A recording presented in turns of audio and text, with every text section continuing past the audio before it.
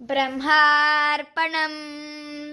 నా శుద్ధతత్వం ఏది? నాలోనే, నా లోపలో, నా పైనే, నా క్రిందే, నా ముందే, నా వెనుకే, అంతటా నిండి ఉన్న చైతన్యం నేను అనేది శుద్ధతత్వం.